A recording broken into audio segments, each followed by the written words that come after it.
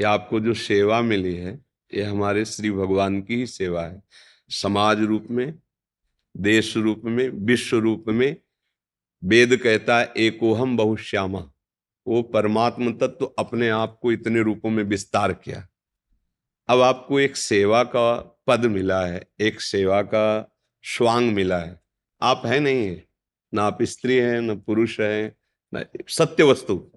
अब आपको जो मिला है यही आपको इससे मुक्त कर देगा।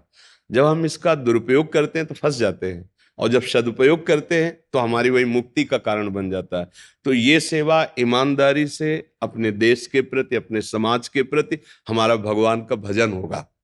अगर हम जहां भी त्रुटि करते हैं फिर हमारे अंदर ही असंतोष, अशांति, यही दंड है। सबसे पहले गलती का फल होता है जलन हो जाना, असंतुष्ट हो जाना, भयभीत हो जाना, शक्तिहीन हो जाना। और जब हम धर्म से चलते हैं तो चाहे कोई भी हो, आपके हृदय में एक ऐसी शक्ति होगी जो आपको कोई दबा नहीं पाएगा।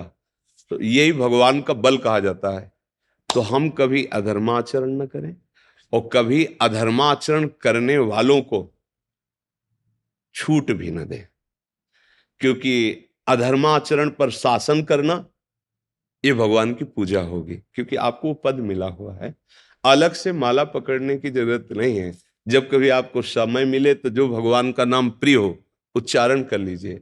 नहीं, सत्य और धर्म को साक्षी करके आप अपनी जो सेवा दे रहे हैं, ड्यूटी दे रहे हैं, ये भगवान का ही भजन है। और इसी से भगवान प्रसन्न हो जाते हैं और इसका आपको परिणाम मिलेगा इसी जन्म में। जब आप इस सेवा से निवृत्त होंगे तो आपका मन भगवान की तरफ खींचने लगेगा। और अगर आप त्रुटि कर दिए तो आपका मन विलासिता की तरफ खींचने लगेगा। विलासिता, भोगों, संसार के राग। जीवन का लक्ष्य है तो छूटेगा शरीर, आज नहीं तो कल ये पद भी जाएगा। तो कम से कम हम जहां चढ़ चुके हैं अब इसके नीचे न गिरे, अर्थात हम मनुष्य शरीर में आ गए। जैसे आप जितनी सुविधा पा रहे हैं उससे अब नीचे रखा जाए तो कष्ट होगा। तो मनुष्य शरीर में जो हमें बुद्धि है, विवेक है, बल है, वो अन्य किसी योनियों में नहीं है। अन्य योनियां कर्म बंधन से युक्त है। या तो भगवत प्राप्ति हो जाए और या तो फिर हम मनुष्य बने और ऐसे सत् कार्य करें कि मुझे भगवान मिल जाए। जीवन की सार्थकता भगवत प्राप्ति में है और वो सत्य में होती है। भले नमक रोटी खाना पड़े पर धर्म से चलेंगे तो हृदय शीतल रहेगा। और जब आप परिवार में आएंगे तो आपकी दृष्टि में हर्ष होगा, सुख होगा देख के। और जब आप अधर्म का, तो फिर आपका हृदय जलेगा। और जब आप घर में आएंगे तो असंतुष्ट हो जाएंगे। अधर्म से कभी किसी को शांति नहीं मिली।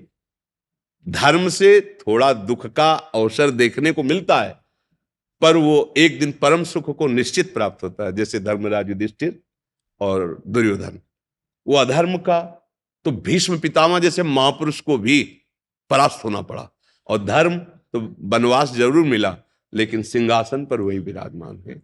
इसलिए धर्म का आश्रय लीजिए। आप सब